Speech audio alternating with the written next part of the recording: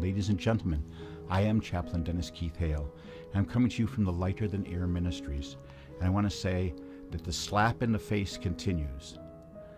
The fact that people voted for Donald Trump, if they did, I believe there's still questions about the election which are very valid, and computer scientists are their voices being pushed down. But they're all saying that there's treachery against us, the people, the very people he wouldn't share his tax return to, the very people that he grabs in the pussy. I'm talking about the President-elect of the United States of America. He's not our partner, and I'm worried. The slap in the face at those of color, the slap in the face at our Native Americans there at Standing Rock. This man will offend anyone. He'll hurt anyone for his own aggrandizement. He never was on the level with us. Paul Manafort, an agent of the Russian government. I don't know what to tell you. We couldn't have possibly elected this man legally. Do you remember when Rudy Giuliani spoke out and said, we have some things up our sleeve just prior to the day before the election? There's nothing that would surprise me, ladies and gentlemen. And the slap in the face to women, I can't believe this. The women of the United States were completely told that they're second-class citizens. The poor, there'll be no extra wages, he says. It will trickle down from the rich who are going to benefit from day one of his administration. We need to be prepared. This is not the time for complacency. We have a situation here where even the holidays are being exploited by this man, where he's going to take the lull, the goodwill of the holidays, and turn it into anger, turn it into treachery. His act of treachery starts now.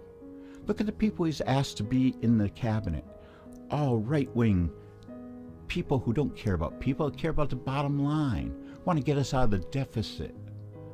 And who pays for that deficit? It's the poor. It's the people who are underprivileged. Who's going to be deported from this country so that we can all race in and take their jobs? It's not like that. It's all misguided. It's all confused somehow. Rationality seems to have been confused. We need to act. We need to be prepared to act on the moment he takes office. Those first few days where everything that President Obama has done, the few things he's done, he hasn't done enough. We know every day people tell us this. They were disappointed in the president. And now with Standing Rock, we've gotten calls asking us to use what influence we have with the President of the United States. Please, ladies and gentlemen, contact the President. Ask him for his help in Standing Rock. Ask him to be prepared to hang on, because we might not have a settled election. I have information coming to me now that tells me that there's treachery afoot. I also want to speak just briefly about my anger about they're hiding it, but they want to install the draft again. Ladies and gentlemen, they want to have conscription. They want to be prepared for their big war so they can go in and surround the oil fields in Iraq and pump, and kill in the name of our country.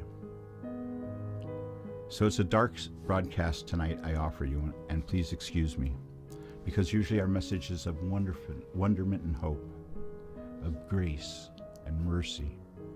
And that is what we get when we mix marijuana and music. The discrimination that we receive just on that message has never been of concern to us. Now people who don't even know us are reaching out to us with anger